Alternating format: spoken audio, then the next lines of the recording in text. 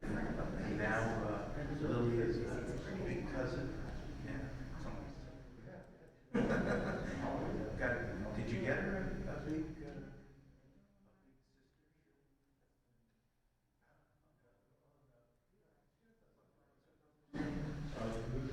Luca. Yeah. Yeah, he's pretty good.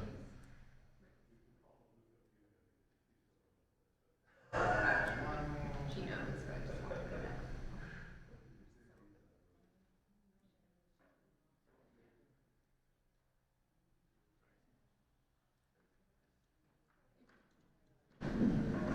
You know, all right.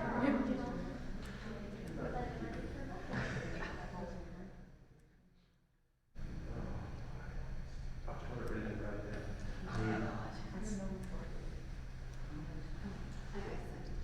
I thought there'd be flooding. Because they were talking rain, and I was thinking it's going to be heavy rain.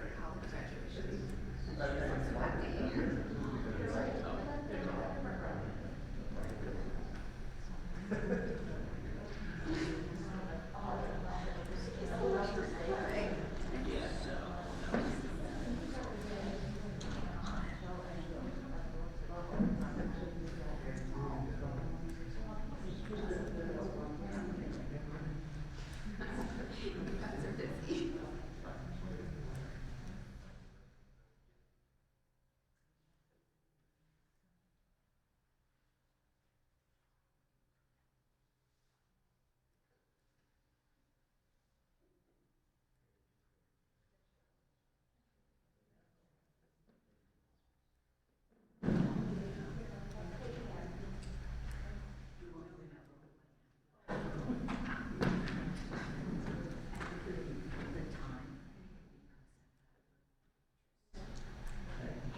And Howard.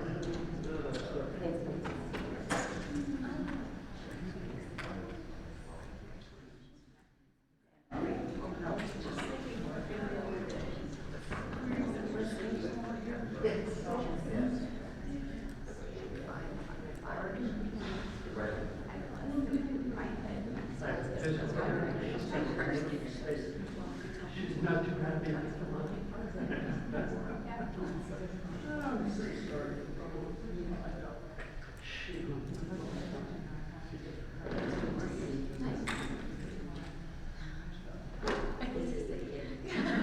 But it's like, need to go.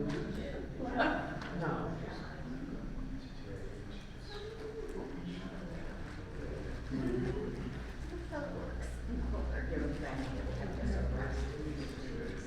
Oh, You're more. it's a little here. So, I don't remember the name. Well. I haven't learned it yet. All right, well, next time I see you.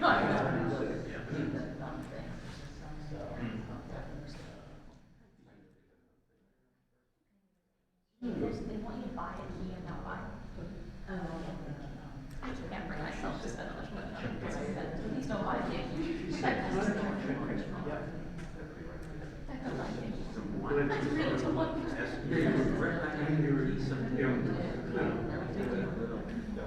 We'll talk.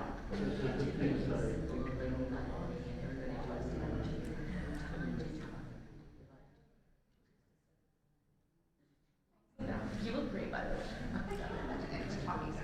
Well, they have I did notice that I never ever have this. I'm 5 feet flat.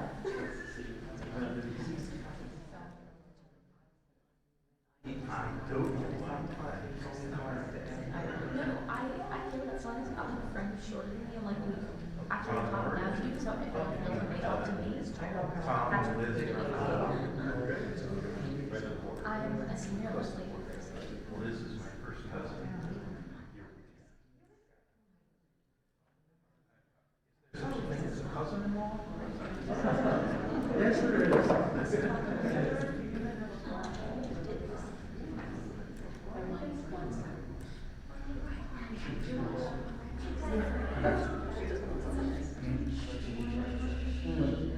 Mom, I was 6 years older than sophomore in high school. Sorry. You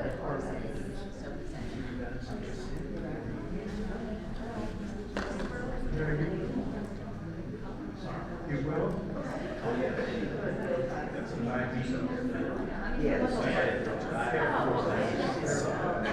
College, I realized like what makes a difference is the perspective that makes a difference. You really school those friends and people in your life no matter where you put them. Hey. And like obviously I say that Coming down. So I don't see those school activities, not have all that stress.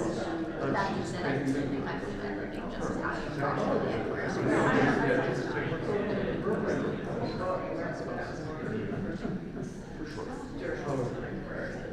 My kids go.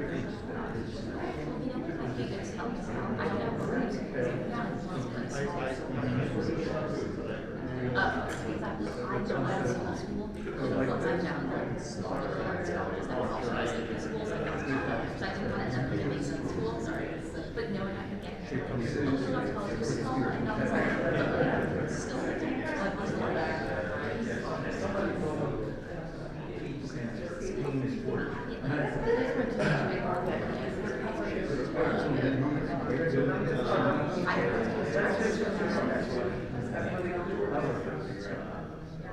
I did this already.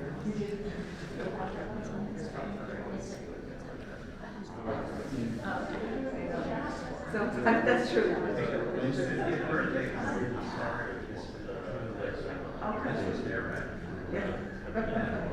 Also, you might be concerned with It was, person. it was a moment in time, I'm gonna say, like, good idea. Like, oh, I'm really glad I did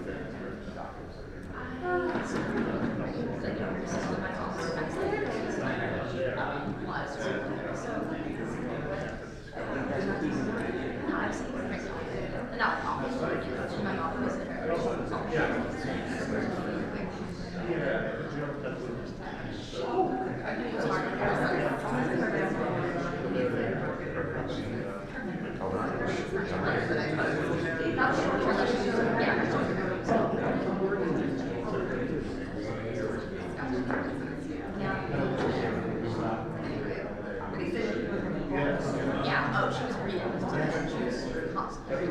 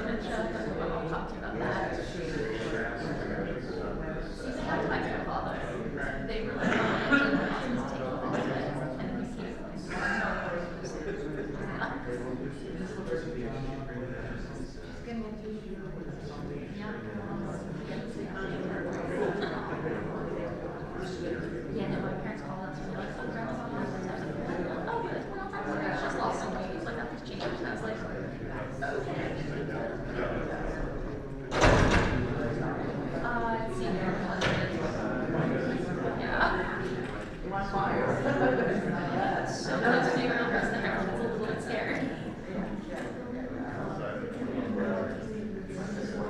I'm in English sociology double major. I'm finishing up my thesis research right now, which is like a 75-page research paper on the cultural fascination with serial killers. And I'm moving to New York in June. Really getting close to being a real person. And I got this job like for my cousin's bridal shower, and everyone was so cute. I was having the time. It happened to me before I made bridal a lot. Like, I was so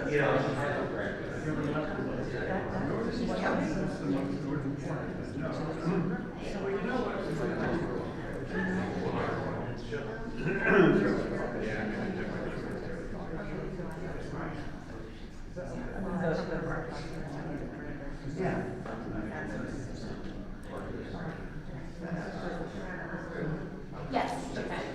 I knew I recommended the case, I knew her name, so I got them together. Sure.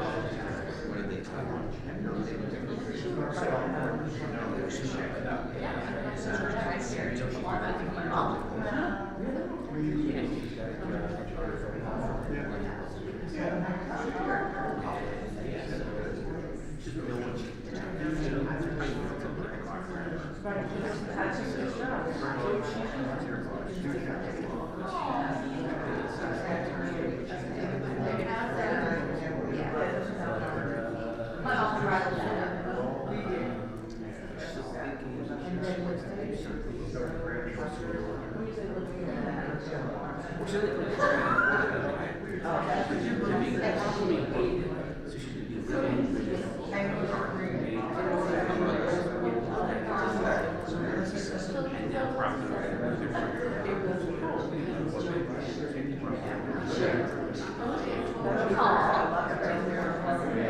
Never argue. Oh, you hurt. That sounds so fun though. Still in my cousin.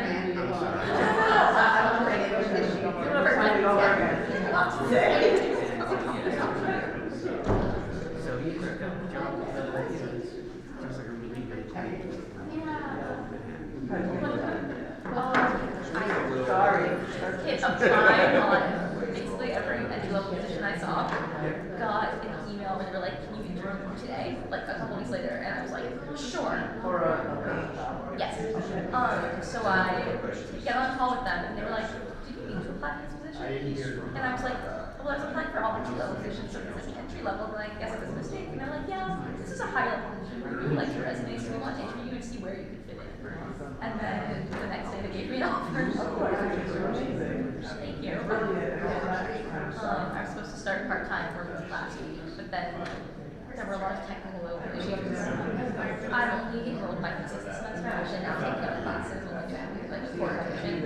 So and I'm helping me on campus, but I don't have to, because I have a lot of spare time. So I was gonna start last week, there were a lot of computer charger issues. You started with a computer. They had to mail me a computer, then the charger didn't work, then they mailed me a new charger, it was the wrong charger, they mailed me a third charger. I got like 2 hours of work, and then on Monday, I went to them and I was like, basically like, my grandmother's cousin, like, I can't work later this week, and I'd love to get all my hours at the beginning, and they were like, no, we have a bereavement policy, takes a bit off. And I was like, oh, I'm not even salaried yet, okay. I'm not salaried until I'm in person, and then June. So I still haven't started. Oh, I didn't know they actually been paying me. They're paying me for last week.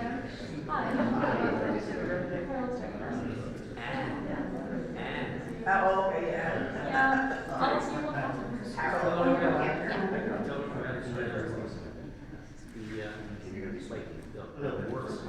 Are we doing controversial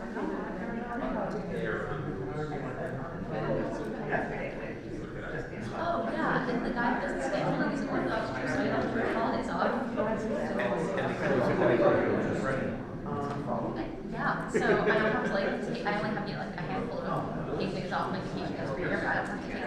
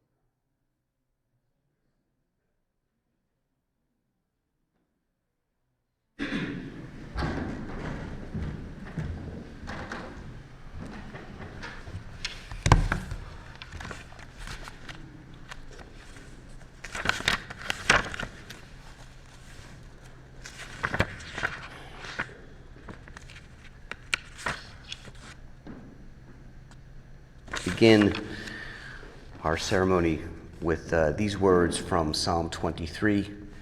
Chant them in Hebrew and then recite them in English. Mizmor leDavid, Adonai rohi lo echsar, binod sheyarbitzeni, al mei menuchot yinahaleni, nafshi yeshovev, yancheni v'magle tzedek, leman shemo, gam ki elech begeitz almavet, lo irara ki ata imadi, shivtecha umishantecha hema yenachamuni. Taroch lefanai shulchan neged tzorerai, nishanda b'Hashem en roshi kosi revaya, ach tov v'chesed yirdefuni kol yemei chayai. V'shavti beveit Adonai liorech yamim. A Psalm of David. The Lord is my shepherd, I shall not want. He makes me to lie down in green pastures. He leads me beside the still waters. He restores my soul. He guides me in straight paths for his name's sake. Yea, though I walk through the valley of the shadow of death, I will fear no evil, for thou art with me. Thy rod and thy staff, they comfort me. Thou prepare a table before me in the presence of mine enemies. Thou hast anointed my head with oil, my cup runneth over. Surely goodness and mercy shall follow me all the days of my life, and I shall dwell in the house of the Lord forever. We're here to pay tribute, to share memories, to share stories in memory of Martha. We began with ancient words, and I want to add these.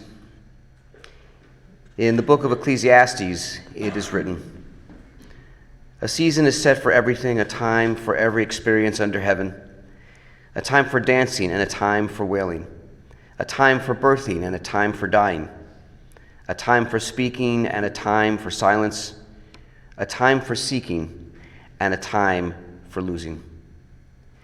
This time of mourning is a complicated time. It's filled with many emotions and memories, bitter and sweet. We begin our service reciting these ancient words, linking Martha's life with the 3,000-year-old tradition of our people and the eternity of God. I want to welcome Martha's children to offer words and reflections and memories. I'm going to begin with Louis.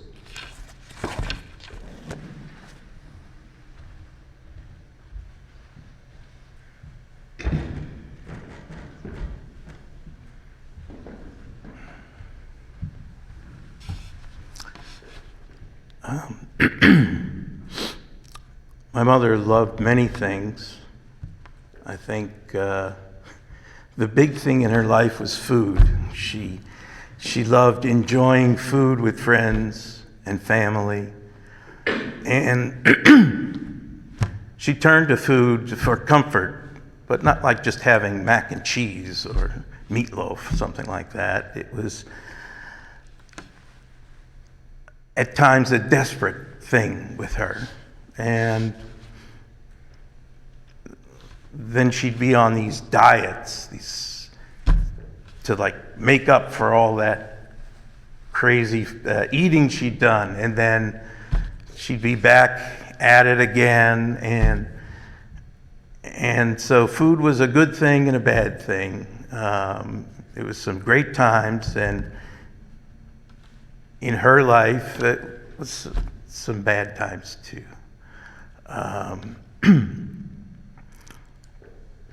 But she also loved family. She was very close to all the family and going to their bar mitzvahs and weddings and brises. I remember we went to Louis Fontek's bris, and I realized that his bar mitzvah would be in 1984. And she kept in touch with the family, the extended family. I think this was something she got from her father, who was really involved with the extended family, going to Jersey City and this and that, and helping out this one and that one with whatever their problems were at the time.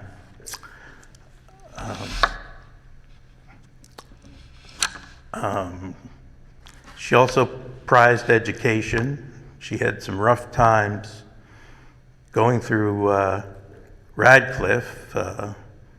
She and my father were very poor, and she managed to get through, to graduate, and then she supported my father in getting a master's degree. And she gave Ben and Emily and I educations at very good universities. I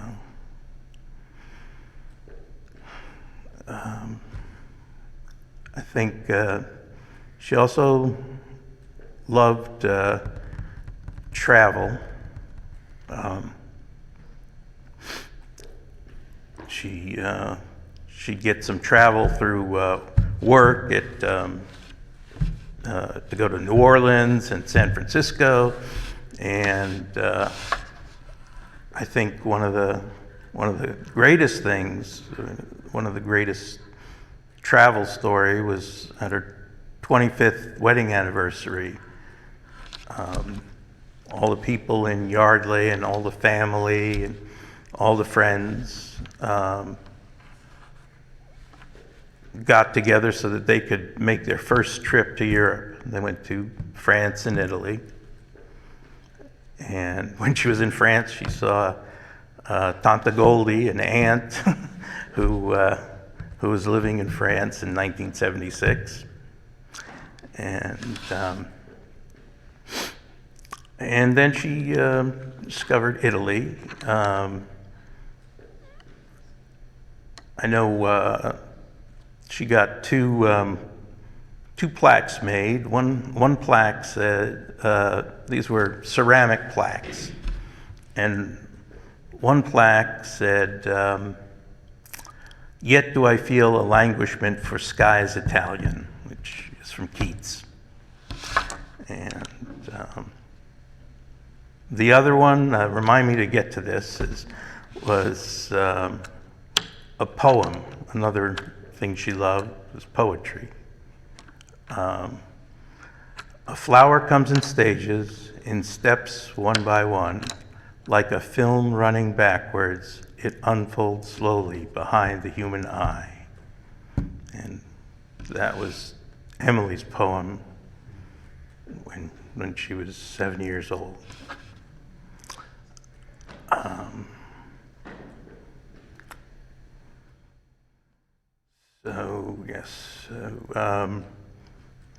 And for the travel, she expanded her travel to the Netherlands. One time, she met Rochelle on a train in the Netherlands. No prearrangement, nothing. And my dad was giving a technical topic so that they could get to the Netherlands. Electrically conductive polymers. who would think plastic could conduct electricity? So anyhow, he would give that, and my mother would wrangle the airfares so that they could both go over, and then go over to Italy, and when they were in the Netherlands, they visit a friend they met in 1969, and Egbert Rodeman. And another thing she loved was her friends.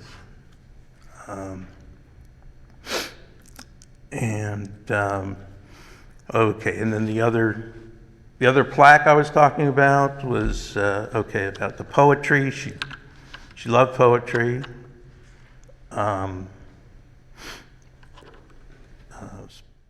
Especially William Carlos Williams and Emily. You gotta love it. She loved languages. She said one time, like, poetry is like super writing. She loved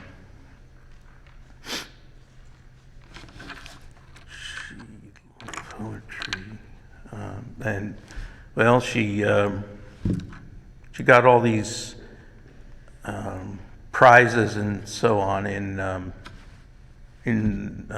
language competitions. I didn't know they ran them, but apparently they did when she was in school. So she had Latin and then a French class. So she grew very fond of French, and I know that when she went to the French class, once she passed the door, she couldn't speak English for anything. And she took an interest naturally in my learning French, and I was getting headsets and repeating, "Où est Sylvie? À la piscine." And whatever I want to say in English or ask in English, I could do. But this was the latest idea there in education and language education.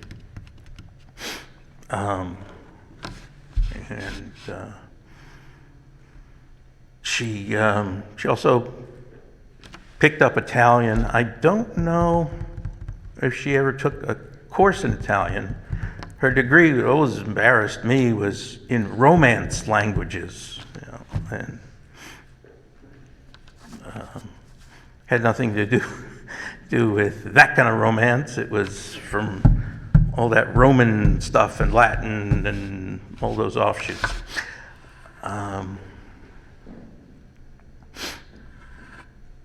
She also loved New York.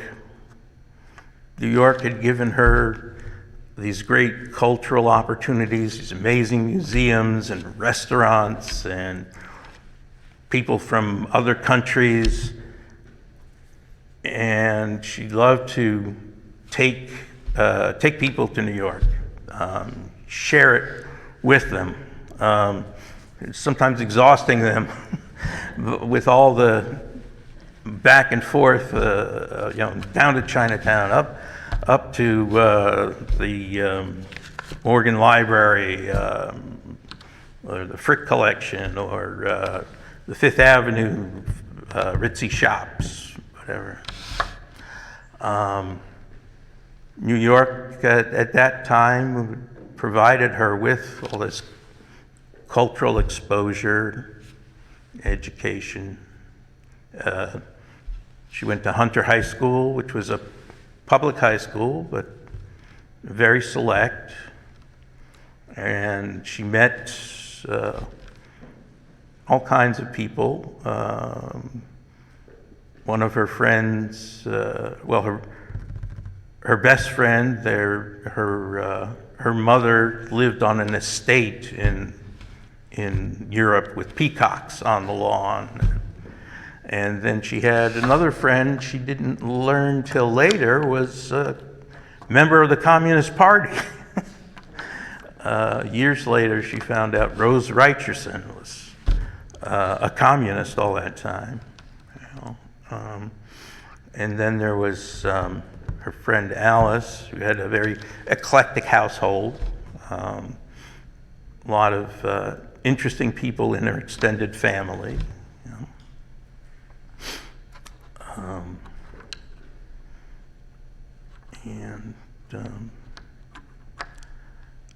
I think the thing she loved the most was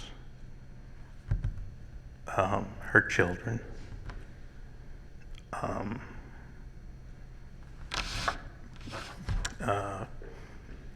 Especially, you know, our brother Jason. It was very difficult. It was very tough for a mother to navigate how to treat a special needs child. And I think the biggest challenge was that she was alone. I look at my cousin Rochelle, and the autism community is very vibrant and supportive and helpful. And one of the things the school district did after Jason couldn't be in second grade was they sent a retired kindergarten teacher to be a tutor a couple of times a week. And this teacher said, "Oh, he's just lazy. He doesn't understand." And it was difficult. And I know she loved Ben so much. She didn't sour on children after having to chase him back and forth. And how he'd get excited at the cranes. Derek, Derek! And he had this fear of the police. And she wasn't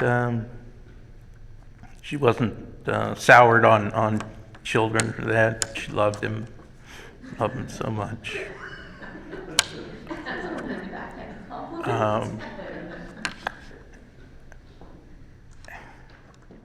And I know she loved me. She saw the things that of her in me.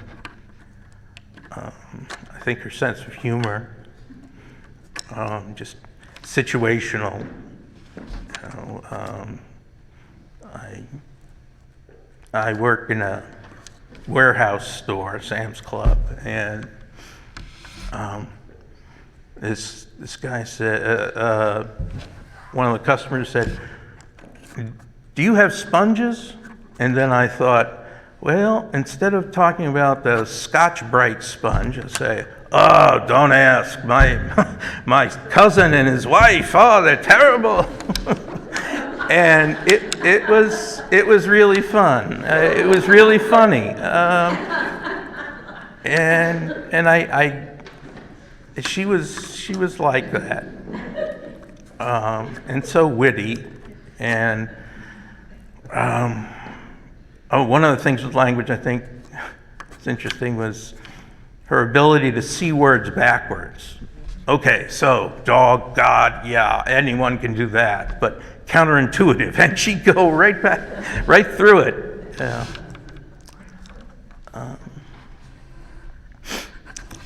And Emily, okay, she had this big surprise in her life. She had 3 boys 2 years apart, and suddenly there was a girl, unexpected. And there's so much that Emily has that my mother had. The love of poetry, the great cooking instincts, and the ability with language.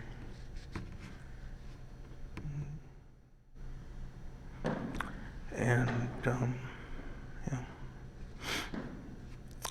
So, and it was sad at first to see my mother's decline, but I want to leave us all with being grateful for all the good things she shared with us, all the good things she taught us. Okay.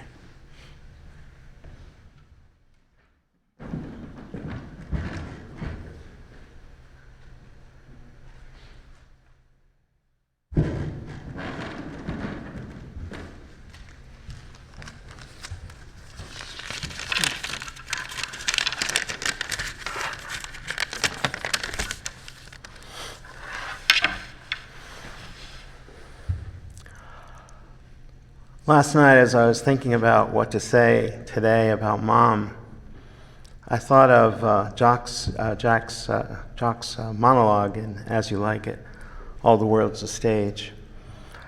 Words that are so applicable to my mom in so many ways. I had the fortune to share Shakespeare with her when I was in high school, when I was 16. And after we ate dinner, we would go off into the study on Main Street, our Main Street house, and we would read each of the plays as we were reading them in class. And it was just, as I look back, one of the real joys of my life because of her insight and her perspective, which she shared with me. And it was, just one of many sort of special times that we were able to share together. Particularly, I remember when I was very young, whether it was 4 or 5, I would have her repeat over and over how Mom and Dad met, and how Dad stayed and waited that hour because she was late for outside when it was raining or snowing. I think Lewis touched on a lot of things that I loved about her and others loved about her. Her wit, her charm, her sense of humor, her caring, reaching out to people who were in emotional need, a love of life, cultures, different ethnicities, the people she brought in our lives, all of you. I remember Joe Scarrett, just so many different people. I remember she had to, when I was like 7 or 8, and I didn't understand, she was running around making a special meal. And it was a vegetarian meal for one of Dad's sort of colleagues that was a vegetarian. I didn't understand. But she enlightened me.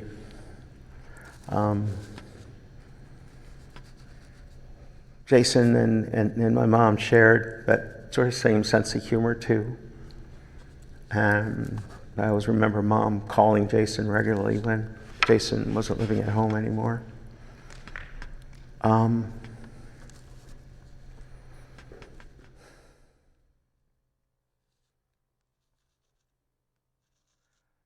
She was a force to reckon with in a lot of ways.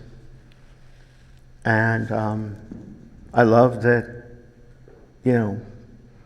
her wanting to share with others the things that she enjoyed, whether it was travel, food, wine. And I love the way that,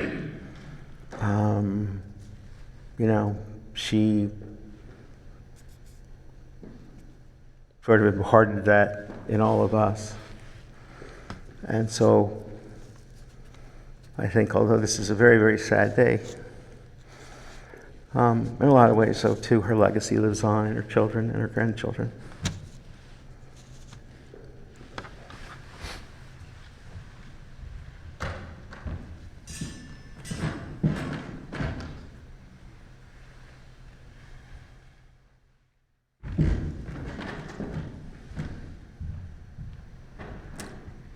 Okay, so when I was trying to think of what to say, I sat there for hours and I was just stuck. Like, how do you sum up Martha Bernstein?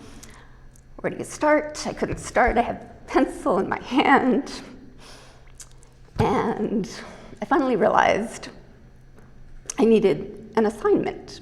She was an English teacher. I needed a writing prompt. So I gave myself, what did your mother teach you? As a child, when I was sick, tired, or upset, my mom would sing me the Yiddish folk song, Anna du schön Mädele. With my extremely limited knowledge of Yiddish, I only understood the meaning of a few lines. Was willst du essen? What will you eat? Trockene Brot will ich essen, Tata and Mama will ich vergessen. Dry bread I will eat, father and mother will I forget. So it wasn't about the lyrics. For the line, ich will schreien, wisch du waschen, I never even knew where one word ended and the next began. But when Joanna was born, I sang it to her over and over. The song I didn't understand, with notes I probably got wrong, over and over. Because what my mother had taught me wasn't a tune or a song or a tale, but that when your child is sick, tired, or upset, a mother comforts. The phrase unconditional love gets tossed around a lot. But as I got older, I came to realize what a special gift the love of my mother was. So what else did my mother teach me? Well, she was an English teacher. She taught me that it's important to have a good transition when writing or speaking. She'll have to forgive me. So anyway, I want to talk about this past year. Around December 2020, I started getting reports that my mom was not doing well. She had lost a lot of weight in a very short period of time, which they attributed to her not staying awake long enough to eat. She was also having trouble swallowing, and that wasn't due to any muscular or neurologic problem, but because she didn't have the awareness that she needed to swallow. Things were bleak. Visits around this time, which had to be masked and socially distanced 6 feet apart, consisted of me shouting, "Mom, can you open your eyes?" And she would open her eyes, register that I was visiting, look pleased, and immediately fall asleep again. So I started to accept that as the new normal, and I learned to be grateful for the occasional smile. In April of 2021, Irene, the head nurse, told me that there really wasn't anything they could do for her and I should consider hospice. So I chose a hospice and signed my mom up. They discontinued most of her meds and started regular visits. There was music therapy, and she had an aide come in. And within weeks, there was a marked difference. I would visit and she would be awake and interactive. And we could have conversations, talk about the old days, and laugh. One surprisingly warm fall day, we sat outside and admired the flowers. I was able to take her up to the 9th floor lounge where we admired the view and watched the planes heading for Doylestown Airport. One visit, I brought my laptop and we watched Roman Holiday. Sometimes I would bring old family photos and she would tell me who was in them and when they were taken, where they were taken. And there was one recently where she said, "Oh, this is where we used to go in the summers. I hated it."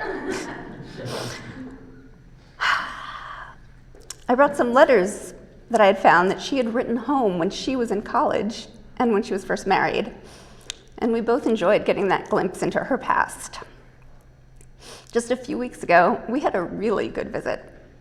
When I got there, she was reading a book that my cousin Rochelle had given her called If You Don't Have Anything Nice to Say It in Yiddish. It was a long time ago. I don't know how she still had it. She read me some choice curses, marveled at how involved they were, and translated for me. So I got 55 years of my mother's love, plus one bonus year. Years filled with big and small joys, tea parties, walks on the Delaware Canal, repeating Bernstein catchphrases like hang by your thumbs and write if you get work, cooking for each other, watching movies, and sometimes just laughing so hard we cried. And of course, there were times when one of us was sick, tired, or upset. But we could always find love and comfort in one another. And what else did my mother teach me? It's important to have a conclusion when writing or speaking. So in conclusion, nighty-night, shuffy tight, do not let the bedbugs bite. Nighty-night until Yom Kippur. Nighty-night, dear little nipper.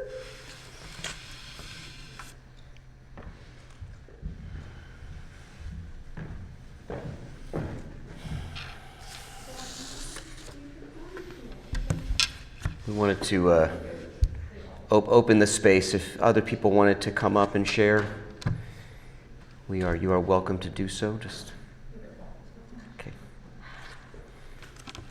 Come on up, Joanna.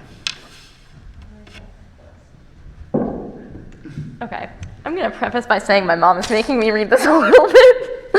I've never heard it. Yeah, when I was 16, 17, I got a poem published in a literary magazine called An Ode to My Grandmother. And no one in my entire family has heard it, read it, and most people don't know it exists. Yes?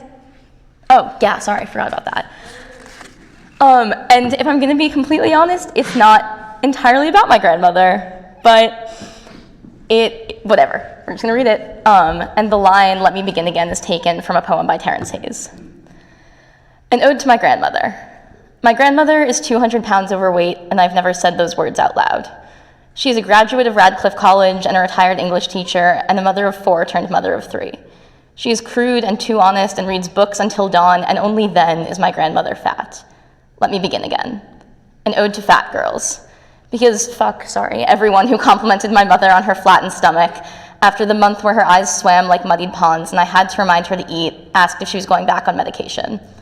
I wonder what my best friend's mother would say if she knew I went home with tear-stung eyes the day she told me how skinny, how pretty I looked. I hadn't weighed myself in 3 months, and perhaps that should have earned her praise. Let me begin again. An ode to my body.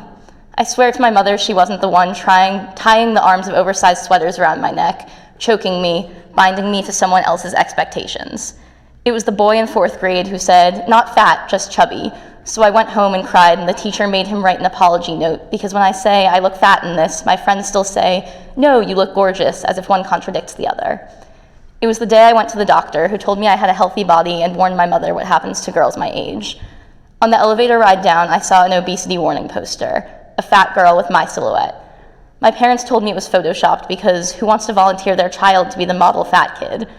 15 years old and I wore my first bikini, but ask me in 10 pounds.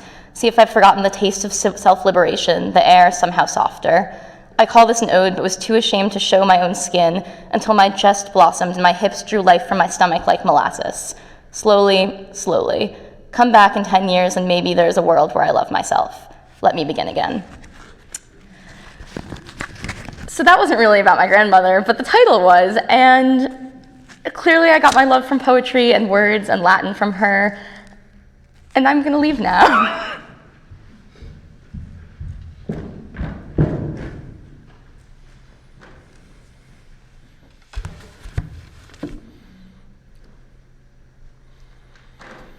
Anyone else like to share?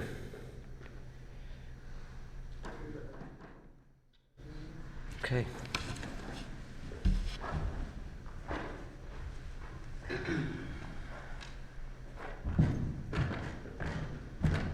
this is very spontaneous. I wasn't planning on doing this, but yeah, I'm with you, Joanna. I just want to say that I had more than one aunt in my life, but I absolutely adored my Aunt Martha. And she was not, how do I say this tactfully? She would not be the ideal candidate for favorite aunt. She did not send me birthday presents on my birthday. She didn't greet me with warm, jasmine-scented hugs and ask me how I was doing in school, or any of those types of things. She was very sharp-witted, honest to a fault, and I will say there were times where she said things that bothered me, that hurt me, but no one is perfect, and I certainly do the same thing myself. I'll say that, not to be too dramatic, but my Martha was, I'm Sarah Weinstein, Sarah Fontek Weinstein. My father, Jim, was Martha's younger brother, and their family was Edna, Martha, and Jamesy or Jimmy, and 2 girls and then a boy. 2 girls about 2-3 years apart, and then a boy. And then my father went and did the exact same thing. My sister Rochelle and I are about 2 years apart, and then my brother came 5 years later. And I always thought there was a sort of a symmetry, a mirror between our family and the Fontek family. And my sister always had an affinity to Aunt Edna. She had the same hair. She actually looked a little bit like her. And not only that, but Edna and Martha both went to Hunter College High School, and my sister and I also went to Hunter College High School. So the similarity was so strong, in the family drama, I'm Martha. And so I've always felt an affinity that I was there. But truthfully, it's been said so many times, she was such a witty, intelligent, interesting person. And with her thorns, there were roses. And I always looked forward to going. And even if there might have been, there weren't like the warm, I didn't find her to be the warm, huggy aunt, My mother's sister was the one who brought us presents forever. Till she died, still sent me a card on my birthday. That wasn't Aunt Martha, but she was hilarious. The entire Bernstein family, Phil, Martha, Jason, every single one of you, Ben, Louis, Emily, I've always loved every single one of you. I've always found you to be the funniest people, smartest, interesting. In your parents' kitchen, I learned more about cooking in the maybe, 8 hours of my life I spent actually in their kitchen watching them cook than an entire life in my mother's kitchen. Was she watching? I'm sorry, Mom. But both of them had such a love and a flair and an interest in cooking. It was infectious. Their interest in poetry and in language and in everything was so infectious. And even though I was not, their child, but just as the niece, and just getting together for Passover or this get-together or that get-together. I'll never remember, we had a French family visiting with us. I don't know if any of you remember this. And yes, we had a French family staying with us.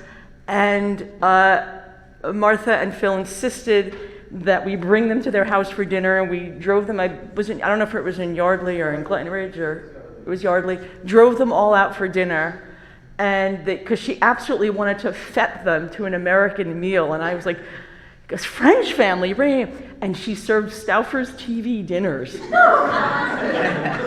Swanson TV dinners, whatever. And I thought that it was brilliant. It was so American.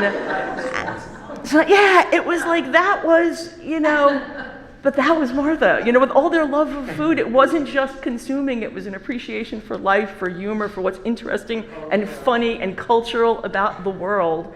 And I thoroughly enjoyed and loved having Martha. And I was too shy to get up for Phil, but for Phil as well. Thoroughly loved having them in my life. And I will say that I know that my father, he's back in the hospital right now, so he can't, not only could he not attend, he's not even on Zoom. He's unable to right now. But he's not well. But he would have liked to have been here and shared with you. So I guess on behalf of my father, I just want to give the love of me. I don't know if Rochelle wants to come, but my brother, my sister, my mother also wanted to come, but unfortunately her husband's in the hospital right now too. But just, yeah, it's, so, but I guess I'm not really good at conclusions, but I'll just say that I get incompletes, that I did love and appreciate and enjoy my Aunt Martha very much, and all of you guys. So that's all.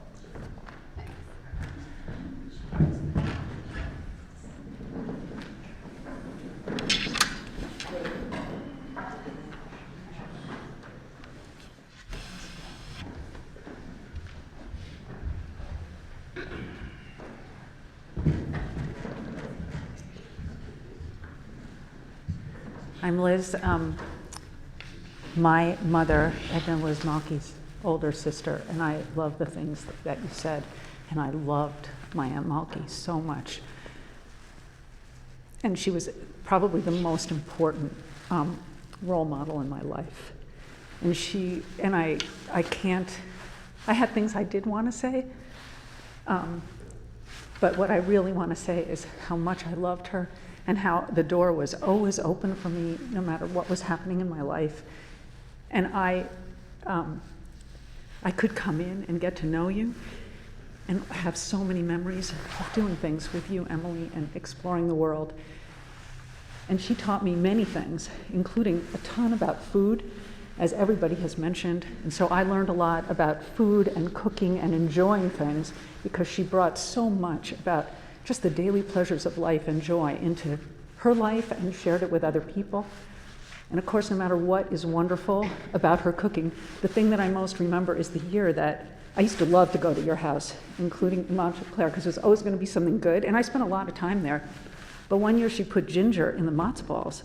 And I never forgot that because that was a disaster. So, in my opinion, it was au courant, but like terrible. But everything else was so wonderful. And we make the salmon and pastry that kubliak that your dad made. And I have so many memories. But I'm a professor too, and she was a huge role model for me for how to have a family that you love and a job that you love, and that involves teaching people about language, even though I'm a scientist, to express knowledge. And what I remember being an assistant professor and having Elena on my hip and Emma running around and calling her to ask her to help me with like the internecine warfare in a psychology department, which is only beaten by an English department for how horrible people can be to each other. And asking her, like, how do I manage that? And she just told me that, the best advice, which is keep your head down, do your work, and don't get involved. And I thought so much about her, about how much she communicated to me the power of endurance, like coming home from teaching with that giant book bag full of graded, papers to grade, and coming into a house with 4 kids, and how tired she was, and yet she had so much dignity of just every day that you just keep going. And I have carried that all my life. That's just what you do. You just get up and you just keep going. And that's what I wanted to say, because she meant so much to me. It means so much to me. She's so much in me. So I hope you will keep going. And thank you very much.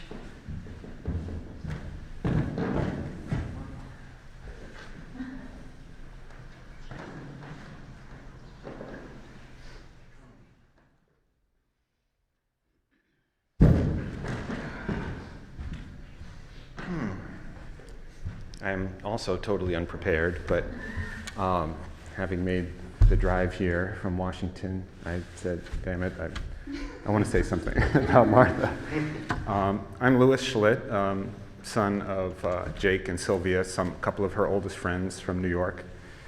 And I can say this, I think, because none of the other friends from that gang are here, that your folks were really my favorites, by far.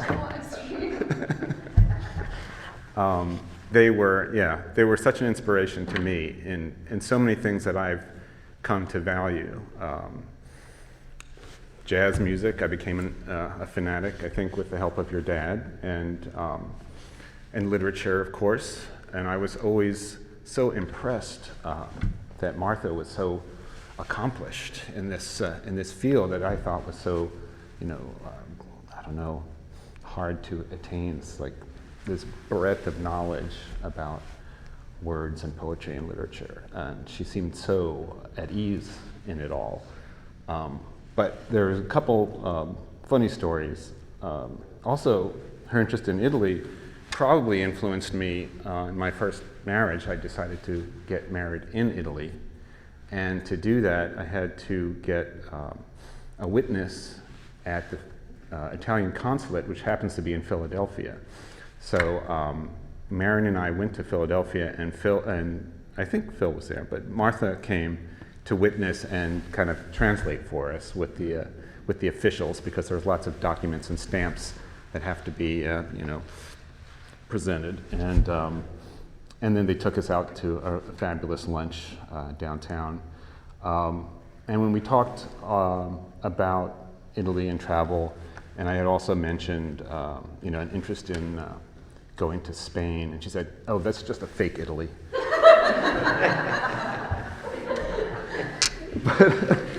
But the classic story of when my mother was traveling with Phil and Martha and another friend, I guess in Tuscany, driving a very tiny stick shift car that Phil was not really comfortable with. They parked on a very steep parking lot next to some church or something, like overlooking a cliff, and as you know, they've been running around buying ceramics because Martha was crazy about hand-painted Deruta ceramics, and they had the car loaded with all their souvenirs and things that they had bought, and they were trying to pull out of this parking space, and he couldn't get it in gear, and they were like drifting back towards the cliff, and Martha jumps out of the car and saves herself and gets away. And finally, Phil got control of the car and pulled up. And my mother was so indignant. She said, "What would you have said if we had gone over the cliff?" And without missing a beat, Martha said, "Save the Taramica!" So even though she knew it was a dire situation, she always kept her sense of humor, and they all loved her, and we all loved her for that. And I really, really appreciate her so much. Thank you.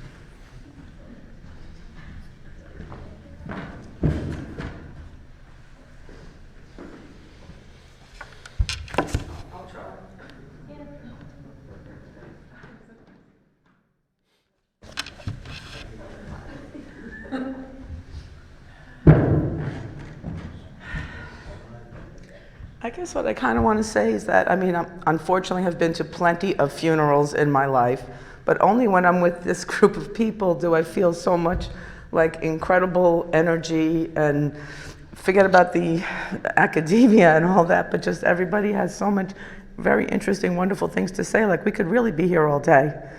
And I want to just point out a few things that, yes, I was terrified of Aunt Martha.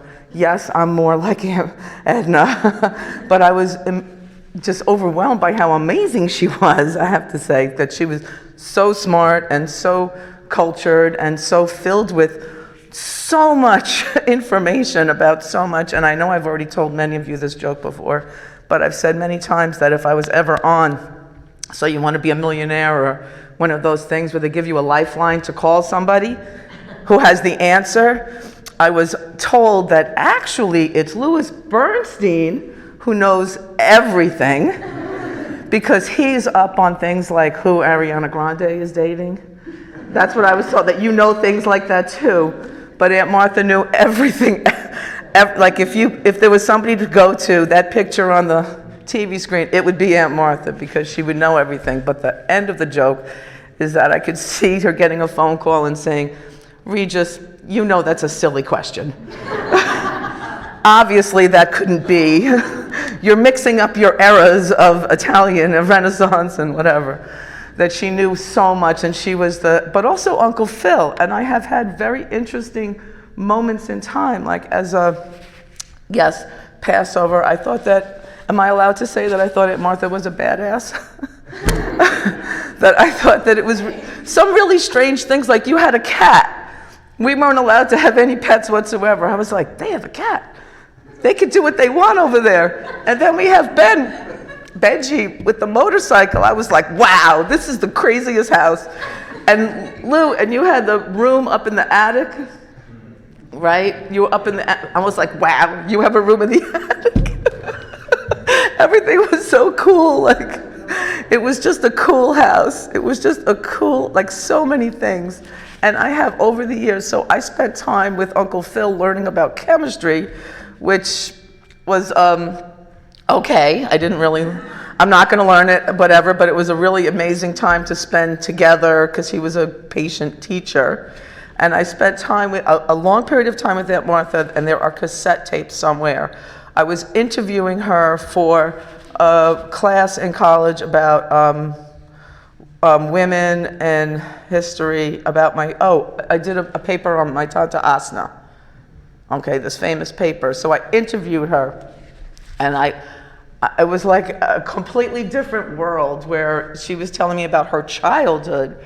And I honestly didn't think that she had a childhood, because I'm like, no, she knows everything, and she's so smart, and she's been everywhere and knows everything. And like, I couldn't imagine her actually as a child. That was like the first thing. But so much information, and I like a whole different person that I didn't know. And that was a really cool time that we spent together. And I have those cassettes actually, I think, in my house somewhere. If somebody knows what to do with that, it was all very interesting. But like all of the interaction, I'm going to say Aunt Martha was intense. How's that? She was really intense. And there was so much energy coming out of her. And it's all like, it's flooding back to me as I drive, like all of these stories. And the moment in Amsterdam, yes, that was just such an incredible, fun time to see Aunt Martha, first of all, and she was with pearls and a dress, and we were out at a fancy dinner, and we surprised Uncle Phil, and it was like, and nobody else knew this, like we were in a different world together, so we had that great moment.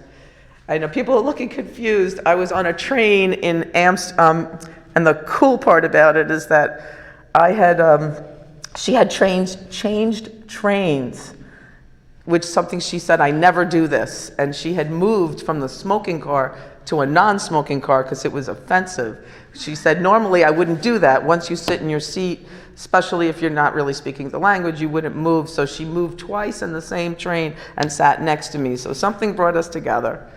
And that was, somewhere I probably even have a picture pre-iPhone, but anyway, I love being around all of you. But I did no selfie at that time, but yes, and we went to a restaurant and I ordered just to be in the moment with her, so I ordered rabbit, but no, I didn't eat it because it was too much for me. But I really tried to be fun and cultured with that, and I absolutely, what you said, yes, I learned more from Aunt Martha and Uncle Phil about cooking than I ever did at home. And I'm sorry that my dad, yes, that he can't be here, because I know his stories last much longer. And he has so many stories of, that were definitely about the sisters and what they did to him. What? You've been hearing a lot lately, and I think there's probably going to be a way that I can communicate that to you after the fact. I'm going to do that. Anyway, I don't want to sit down. But I just want to say, thank you, Aunt Martha, because she was also, she kicked my butt, I'm going to say, on multiple occasions by forcing me to think about things and arguing with me when I didn't think it was appropriate for her to argue with me. I'm not even going to come into any of those examples, but I just want to say thank you. I definitely learned a lot, and I wanted to be smart like her when I grow up. I'm still working on it.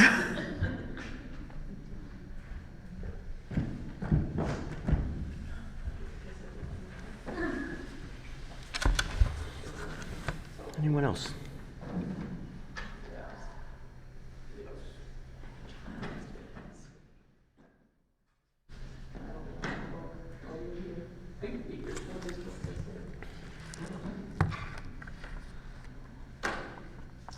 I appreciate the the unplannedness of many of your remarks. That was very, very special, and added so much. And even Joanna, who I've known Joanna for many, many years when she was growing up at our synagogue, and hearing you read that poem, and I'm remembering, wow, that was something that I remember about you, and you shouldn't worry that to me it had everything to do with Martha and that thread such a beautiful poem and a way to connect you and your mom and so much. So I heard you, and although I didn't know Martha, you all just really just beautifully spoke to her in so many parts of her life.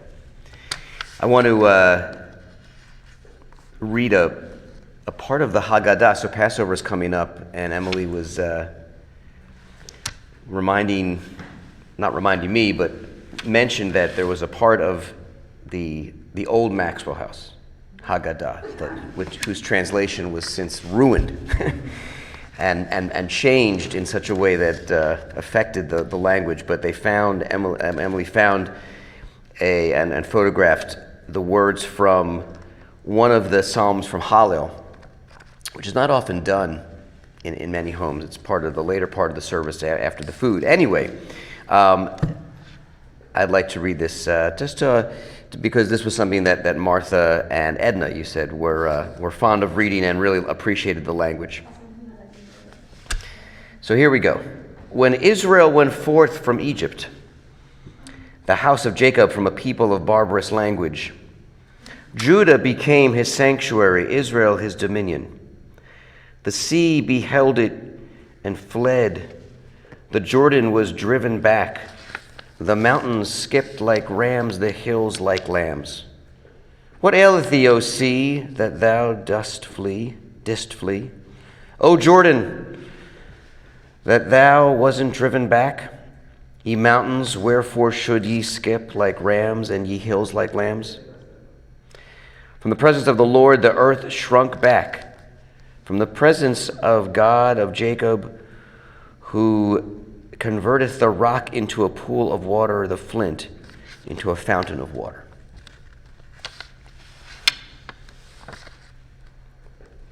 We'll conclude our service with the ancient words of El Malei Rachamim. I invite you all to rise as you're able. As I chant these words in Hebrew and then English.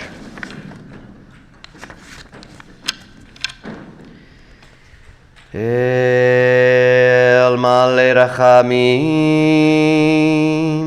Shochein Mamromim, Hamsei Menucha Nechona, Tachat Kanfei Ashchina, B'ma'alot Kedoshim U'Tahorim, Kezohar Harakim Mazirim, Et Nishmat Malka Bat Chava Ve'Eliezer, She'alcha L'olama B'Gan Eden Dehi Menuchata. Ana Bal Rachamim, Hastireha B'Seter Knafecha L'olamim, Utzror B'Tzror HaChaim Et Nishmata. Adonai Unachalata, V'tanoch B'Shalom Al Mishkava, V'nomar Amen.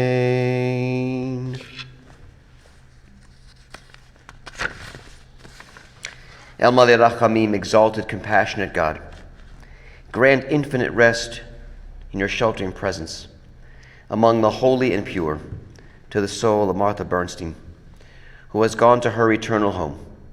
Merciful One, we ask that our loved one find perfect peace in your eternal embrace. May her soul be bound up in the bond of life. May she rest in peace, and let us say Amen. You may be seated for just a moment. Quick announcement that following the burial, to which you're all welcome to join us and follow in the procession, There'll be a gathering at Iron Hill Brewery in Huntington. Told the best way to get there is to type in Iron Hill Brewery Huntington, and you'll find the location. Shiva will take place at Dave and Emily and Joanna's home Thursday and Friday from 12 to 4. Time to visit with the family, share more stories, be together.